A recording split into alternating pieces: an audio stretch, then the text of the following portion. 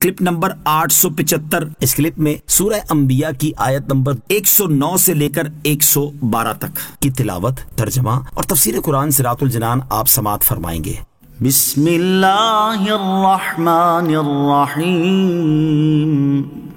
ترجمہ، اللہ کے نام سے شروع جو نہایت مہربان رحمت والا ہے۔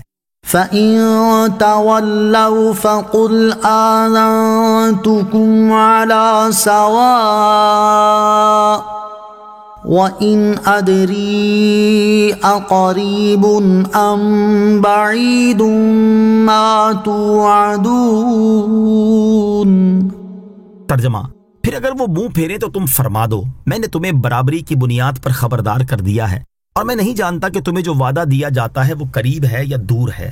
فَإِن تَوَلَّوْا، پھر اگر وہ منہ پھیریں۔ اس آیت کی ایک تفسیر یہ ہے کہ پھر اگر وہ کفار اسلام قبول کرنے سے منہ پھیریں تو آپ ان سے فرما دیں کہ میں نے تم سے لڑائی کا اعلان کر دیا ہے، اور اس سے متعلق جاننے میں ہم اور تم برابر ہیں، لیکن میں نہیں جانتا کہ مجھے اللہ تعالیٰ کی طرف سے تم سے جنگ کرنے کی اجازت کب ملے گی۔ دوسری تفسیر یہ ہے کہ اے حبیب صلی اللہ تعالیٰ علیہ وسلم، پھر اگر وہ کفار منہ پھیریں اور اسلام نہ لائیں تو آپ ان سے فرما دیں اللہ تعالیٰ کی وحدانیت سے متعلق جس چیز کا مجھے حکم دیا گیا میں نے تمہیں برابری کی بنیاد پر اس کے بارے میں خبردار کر دیا ہے، اور رسالت کی تبلیغ کرنے اور نصیحت کرنے میں تمہارے درمیان کوئی فرق نہیں کیا ہے، اور میں اللہ تعالیٰ کے بتائے بغیر نہیں جانتا کہ تمہیں عذاب یا قیامت کا جو وعدہ دیا جاتا ہے وہ قریب ہے یا دور ہے۔ وَإِنْ أَدْرِي، اور میں نہیں جانتا۔ آیت کے حصے کے بارے میں صدر الافاضل مفتی نعیم الدین مراد آبادی رحمۃ اللہ تعالی نے خزائن العرفان میں جو کلام فرمایا اس کا خلاصہ یہ ہے کہ یہاں درایت کی نفی فرمائی گئی ہے۔ درایت اندازے اور قیاس سے جاننے کو کہتے ہیں، جیسا کہ امام راغب اصفہانی رحمۃ اللہ تعالی نے مفردات امام راغب میں اور علامہ شامی رحمۃ اللہ تعالی نے رد المختار میں ذکر کیا ہے، اور قرآن کریم کے اطلاقات اس پر دلالت کرتے ہیں، جیسا کہ فرمایا ما کنت تدری مل کتاب ولل ایمان۔ ترجمہ، اس سے پہلے نہ تم کتاب کو جانتے تھے نہ شریعت کے احکام کی تفصیل کو، اسی لیے اللہ تعالیٰ کے لیے درایت کا لفظ استعمال نہیں کیا جاتا، لہٰذا یہاں اللہ تعالیٰ کے بتائے بغیر محض اپنی عقل اور قیاس سے جاننے کی نفی ہے، نہ کہ مطلق علم کی۔ اور مطلق علم کی نفی کیسے ہو سکتی ہے جبکہ اسی رکوع کے شروع میں آ چکا ہے وَاقْتَرَبَ الْوَعْدُ الْحَقُّ، یعنی اور سچا وعدہ قریب آ گیا۔ تو یہ کیسے کہا جا سکتا ہے کہ وعدے کا قریب اور دور ہونا کسی طرح معلوم نہیں؟ خلاصہ یہ ہے کہ یہاں اپنی عقل اور قیاس سے جاننے کی نفی ہے، نہ کہ اللہ تعالیٰ کے بتانے سے جاننے کی نفی ہے۔ انہ یعلم الجہر من القول ویعلم ما تکتمون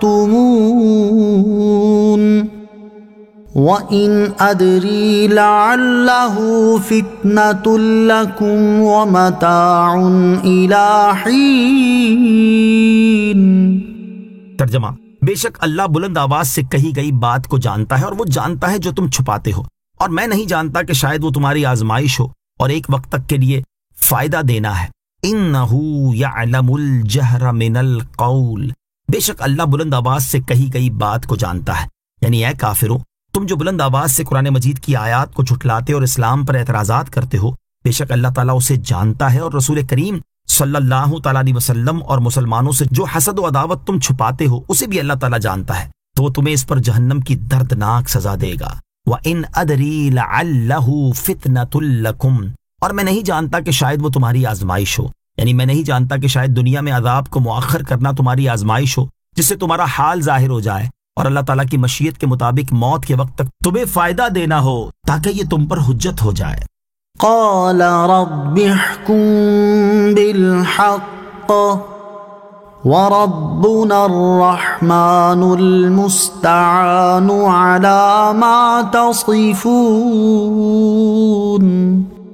ترجمہ، نبی نے عرض کی اے میرے رب، حق کے ساتھ فیصلہ فرما دے، اور ہمارا رب رحمان ہی ہے جس سے ان باتوں کے خلاف مدد طلب کی جاتی ہے جو تم کرتے ہو۔ قال رب احکم بالحق، نبی نے عرض کی اے میرے رب حق کے ساتھ فیصلہ فرما دے۔ یہاں حضور اقدس علیہ الصلوۃ والسلام کی دعا کا ذکر ہے کہ آپ نے اللہ تعالیٰ سے یہ دعا فرمائی، اے میرے رب، میرے اور ان کے درمیان جو مجھے جھٹلاتے ہیں اس طرح حق کے ساتھ فیصلہ فرما دے کہ میری مدد کر اور ان پر عذاب نازل فرما۔ چنانچہ حضور انور علیہ الصلوۃ والسلام کی یہ دعا قبول ہوئی، اور جنگ بدر، جنگ احزاب اور جنگ حنین وغیرہ میں کفار مبتلا عذاب ہوئے۔ آیت کے آخر میں نبی کریم علیہ الصلوۃ والسلام سے فرمایا گیا کہ آپ کافروں کو وعید بیان کرتے ہوئے فرما دیں کہ ہمارا رب رحمان ہی ہے، جس سے شرک و کفر اور بے ایمان کی ان باتوں کے خلاف مدد طلب کی جاتی ہے جو تم کرتے ہو۔ آمنت باللہ صدق اللہ العظیم۔